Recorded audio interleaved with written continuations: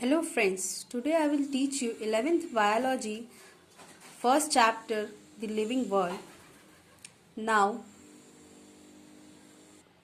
I'll get started with the father of biology, that is Aristotle. We know all about him. Now the first topic of the chapter is living. What is living? We know that the living which can grow, which have some weight and increase in size. हमें पता है कि living का मतलब होता है कि जिसके जो ग्रो करे, जिसके पास कुछ वेट हो, कुछ मास हो और जिसके साइज में इंक्रीमेंट हो, तभी हम कह सकते हैं कि वो लिविंग है या नॉन लिविंग है। तो उसी के बेसिस पर हमने कुछ फीचर्स, आज मैं आपको कुछ फीचर्स पढ़ाऊंगी, जिसमें पहला फीचर है ग्रोथ।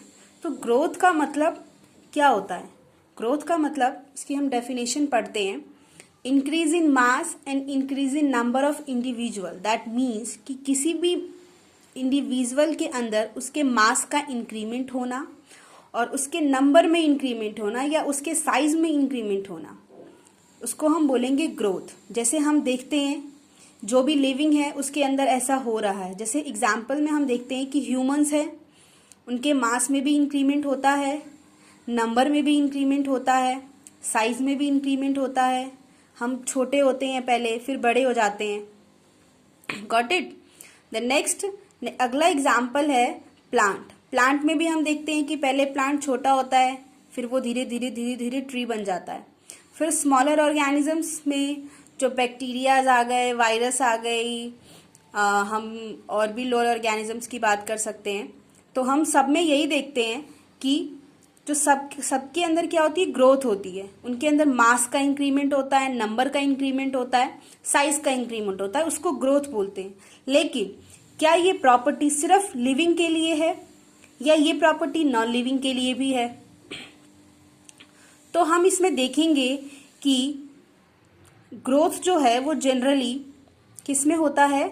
लिविंग में, क्योंकि हमने ये लिविंग की प्रॉपर्टी पढ़ रहे हैं। तो ये ग्रोथ जो है जनरली लिविंग में होता है। लेकिन यहाँ पर एक एक्सेप्शन केस आता है कि जो माउंट और हिल्स होते हैं, जो पहाड़ होते हैं, वो भी, उनमें भी ग्रोथ होती है, बट वो क्या होते हैं?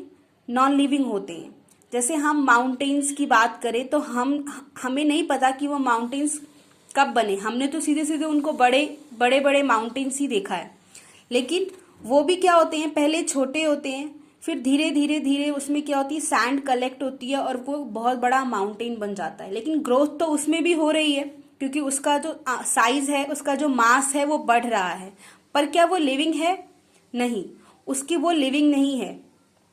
ठीक है, तो उसको हम नॉन लिविंग में कंसिडर करते हैं। इसलिए हम यहाँ पर बोलेंगे कि जो ग्रोथ है उसमें एक एक्सेप्शन आता है, that is hills and mountains.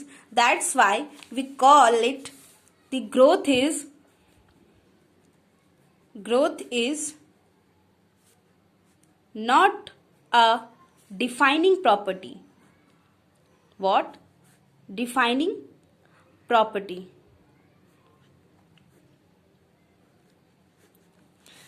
अब मैं आपको दूसरे फीचर की तरफ लेके चलती हूँ, दैट इज मेटाबॉलिज्म।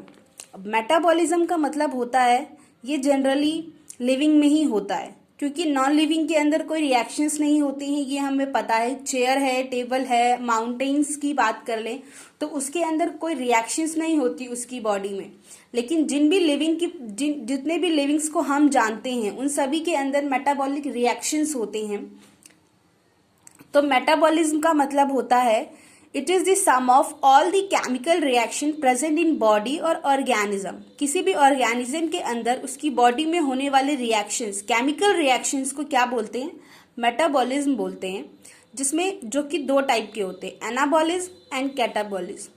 जिसमें एनाबॉलिज्म जो होता है उसके अंदर हम देखते हैं कि जो स्मॉलर मॉलिक्यूल्स होते हैं वो लार्जर में कन्वर्ट होते हैं। इसका क्या मतलब है कि जैसे आपने अमीनो एसिड्स लिए हैं, या अमीनो एसिड्स आपकी बॉडी में प्रेजेंट है, तो वो प्रोटीन में कन्वर्ट होगा। ठीक है, उसके बाद आपको एनर्जी मिलेगी। और दूसरी बात कि कैटाबॉलिज्म, दूसरा इसका टाइप है जिसमें हम ये देखेंगे कि जो लार्जर मॉलिक्यूल्स हैं वो स्मॉलर में कन्वर्ट होते हैं। मतलब अगर हम स्टार्च लेते हैं तो वो पहले ग्लूकोज में ब्रेक होगा और उसके बाद हमें एनर्जी मिलेगी। जैसा कि आप लोगों ने ग्लूकोज के एड्स में देखा होगा कि उसमें बोलते हैं कि ग्लूकोज पियो और इंस्टेंट एनर्जी पाओ। तो इंस्टेंट एनर्जी का मतलब यही होता है वहां पर कि अगर आप उसको पीते हो तो आपको डायरेक्ट एनर्जी मिलेगी, उसका कुछ ब्रेकडाउन नहीं होगा आपकी बॉडी के अंदर। लेकिन अगर आप खाना खाते हो और उससे अगर आपको ग्लूकोज मिलना है तो उसमें थोड़ा वक्त लगता है, क्योंकि ब्रेकडाउन होना होता है। जो भी आप खाते हो वो सीधा ग्लूकोज तो लेते नहीं हो, आप रोटी खा रहे हो तो उसमें बहुत सारी चीजें प्रेजेंट होती है, प्रोटीन होता है, फैट होता है, स्टार्च होता है। तो उसका क्या होता है, पहले ब्रेकडाउन होता है लार्जर से स्मॉलर में, उसके बाद आपको एनर्जी मिलती है।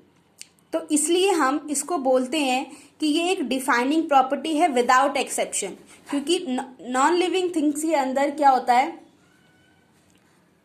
मेटाबॉलिक रिएक्शंस नहीं होते, बट लिविंग थिंग में मेटाबॉलिक रिएक्शंस होते हैं। In the next video we talk about the another two features of the living organism.